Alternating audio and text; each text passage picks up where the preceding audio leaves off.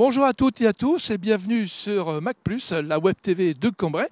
Pour ce nouveau numéro de Mac+, nous vous invitons à faire connaissance d'une ancienne entreprise familiale cambrésienne spécialisée dans le textile et plus spécialement dans le linge de maison.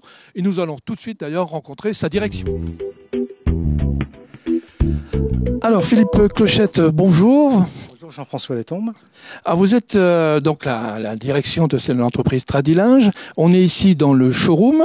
Est-ce que vous pouvez en quelques mots résumer un petit peu ce qu'est Tradilinge? Alors Tradilinge est une entreprise française et familiale installée à Cambrai depuis 1958 et spécialisée dans la fabrication et la création de linge de maison. Alors quel type de produits dans le linge de maison? Toutes sortes?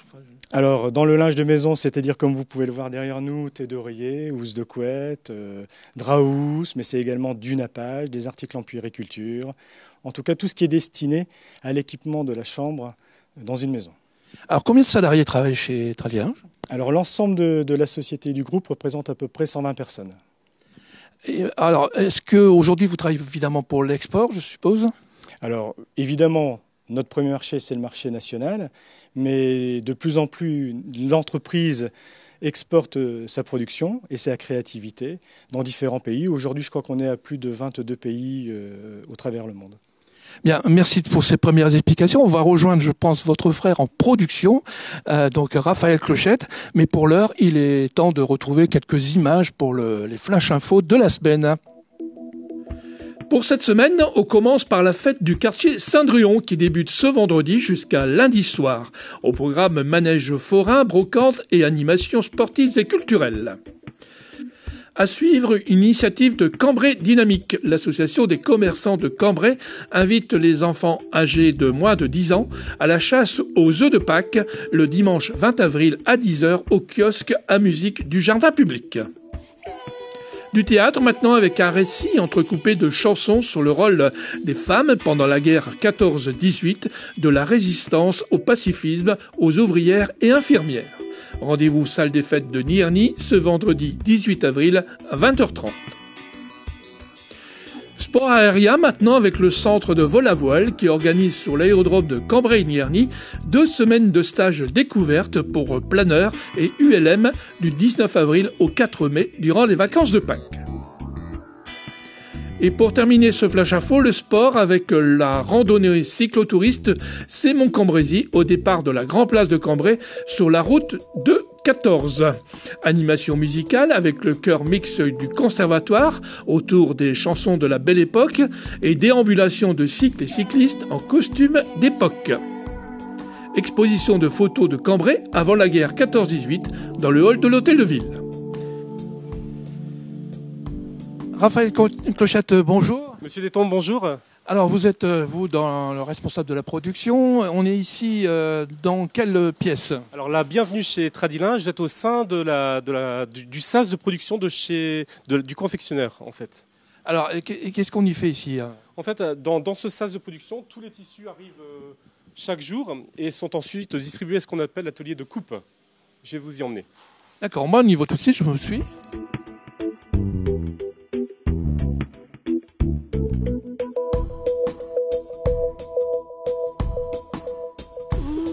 Donc voilà, le tissu était sur la palette, elle est arrivée du sas, qu'est-ce qu'on y fait? Absolument, donc là nous sommes à la première phase de préparation d'allonge du tissu pour ensuite être coupé. Donc on va aller tout de suite voir la coupe. Absolument.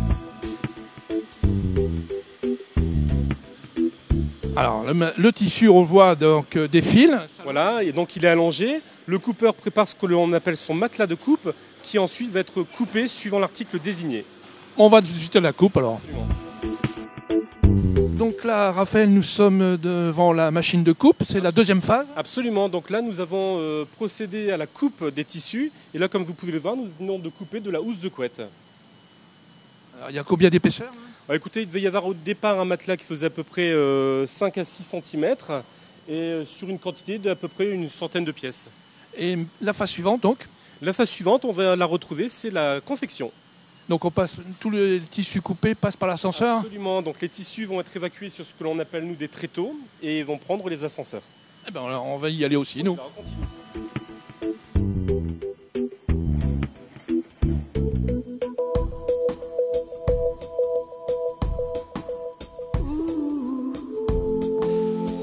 ici, on est donc à la 3e phase de fabrication. Oui, tout à fait, Jean-François. En fait, ici, nous sommes réellement au cœur de l'atelier de confection de chez Tradilinge. C'est-à-dire qu'ici, vous allez pouvoir voir les tissus, donc on l'a vu en bas, qui ont été coupés. Maintenant, ils vont être distribués au milieu de notre convoyeur et ensuite être assemblés et distribués aux ouvrières. Donc, la fameuse phase de confection, piquage. C'est ce qu'on appelle exactement la confection. Donc, Raphaël, là, on est devant le poste de confection de piquage. Absolument. Là, on est réellement en train de voir l'article qui est en train de se confectionner. Donc, comme vous pouvez le voir, il est en train de faire ce que l'on appelle un surjet. Donc là, on est en train de faire de la housse de couette et elle a assemblé les 2 faces de tissu que l'on a pu voir en bas tout à l'heure à la coupe. Alors, la phase suivante. La phase suivante va être le pliage et le conditionnement. Ah bon, on y va, là, on peut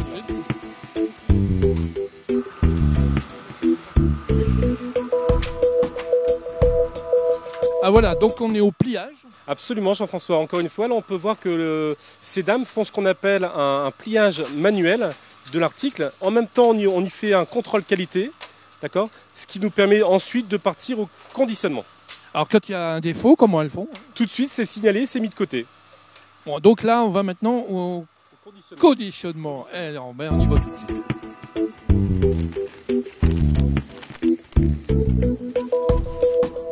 Alors, on est dans la dernière phase, Raphaël? Oui, tout à fait. Là, nous sommes dans la phase du conditionnement de l'article. L'article, comme vous pouvez le voir, est mis sous sachet, conditionné et va être prêt à mettre en rayon.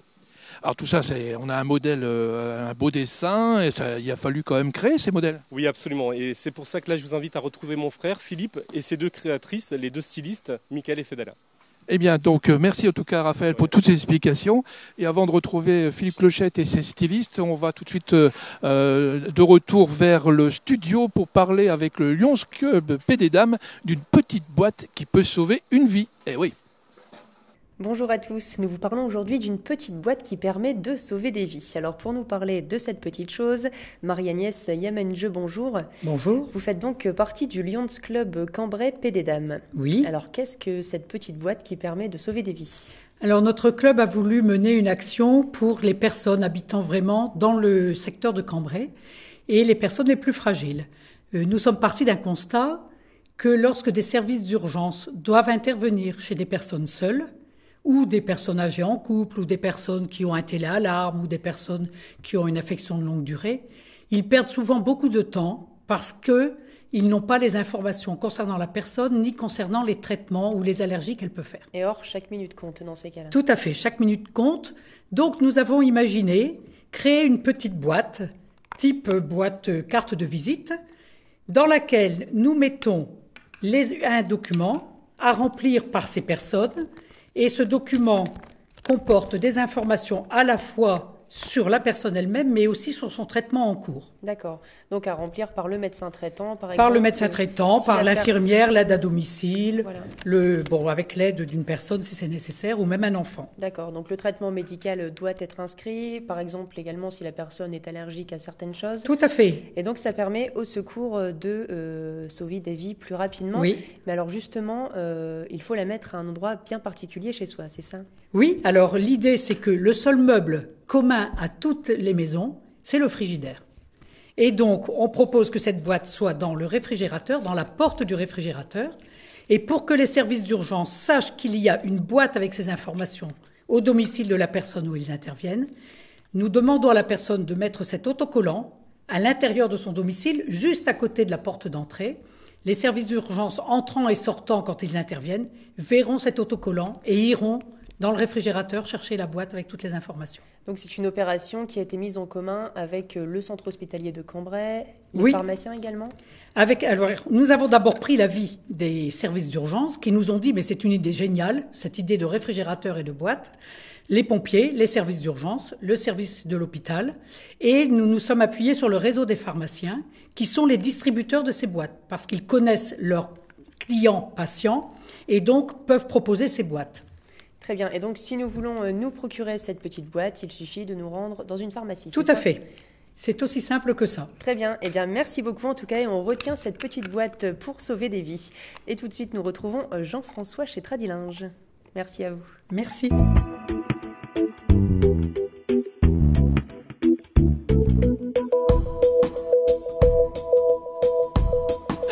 nous sommes revenus de la production. Alors Philippe, maintenant on est dans le centre névralgique, j'allais dire, de l'entreprise. C'est la création. On est au showroom, voilà. Alors comment ça se passe? Alors là, vous avez vu avec Raphaël donc toute la partie de mise en œuvre au niveau des produits, donc coupe, confection. Mais avant tout ça, vous avez effectivement l'élaboration et la mise en place des collections. On aurait même dû commencer par là. En théorie, oui, mais bon, c'était intéressant de voir la prod.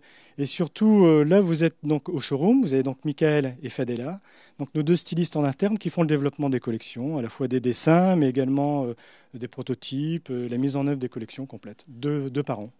Alors j'ai demandé tout simplement combien de modèles vous créez par année ou par saison, je ne sais pas comment ça fonctionne. Alors en fait, on a un renouvellement qui se fait surtout sur la collection de l'été qui sort en janvier, où là on va avoir à peu près une trentaine de nouveaux modèles.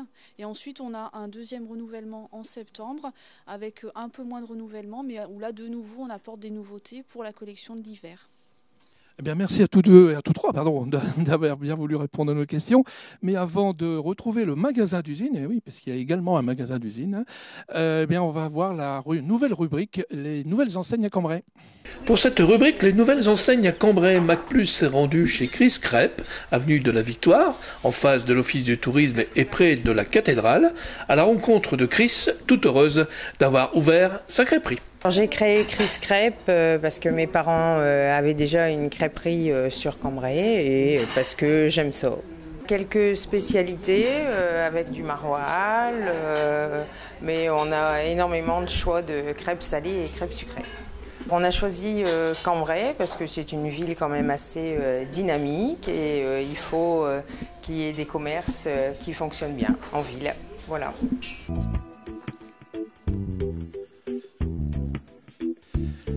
Eh bien, nous voilà donc dans le fameux magasin d'usine. Alors Raphaël, il y a un slogan ce magasin ? Oui, c'est le magasin au cœur de l'usine, absolument. Alors pourquoi justement vouloir un magasin d'usine ? Est-ce que c'est important ? Comme vous pouvez le voir, le magasin, alors oui, c'est très important de pouvoir présenter aux consommateurs, notamment cambraisiens, de présenter les différents produits qui sont créés chez nous à Cambrai, d'accord ? Et comme vous pouvez le voir, le magasin a été fait dans un ancien dépôt, un ancien entrepôt. Alors avec Philippe Repartier, peut-être avait un peu parlé moi j'ai pu constater en visitant cet atelier avec Raphaël notamment et avec vous qu'il y a une certaine ambiance. Alors c'est le côté familial ça ? Oui, bien sûr, Jean-François, hein, comme vous avez pu le constater, évidemment. Hein, c'est vraiment l'entreprise familiale, comme on la connaît encore aujourd'hui. Et effectivement... Ça marche bien. Ça marche bien. Alors, dernière petite question, on va parler un peu d'avenir. Tradilinge, demain, c'est quoi ? D'investissement ? Alors oui, bien sûr. Alors le gros de l'investissement aujourd'hui, c'est sur les marchés à l'export, hein, puisque, comme je vous l'avais dit en début de reportage, c'est un développement aujourd'hui sur plus de 22 pays au travers le monde. Donc aujourd'hui, on axe vraiment sur le grand export. Alors, quand même une question corollaire un petit peu, au niveau de la concurrence, comment ça fonctionne ? La concurrence, j'oserais dire, malheureusement aujourd'hui, c'est surtout une concurrence étrangère. Hein, en tant que fabricant français dans notre secteur d'activité, je peux vous assurer qu'on est allé 2. Ah, vous n'êtes plus que 2 en France ? En fabrication, en linge de maison, tel que vous avez pu le voir aujourd'hui, oui. Eh bien, écoutez, nous, on peut que vous souhaiter, en tout cas, à tous les deux et puis à tout l'ensemble de votre personnel, un bon courage pour tenir le coup face à cette concurrence. En tout cas, merci à tous les deux et à votre personnel de votre accueil. C'était vraiment sympathique. On a pu découvrir quelque chose de fonctionnel, très, très organisé, et puis avec des produits de qualité, comme on peut encore le voir dans ce magasin. Et quant à nous, le magazine de cette semaine se termine chez Tradilinge, et je vous souhaite à toutes et à tous une bonne semaine.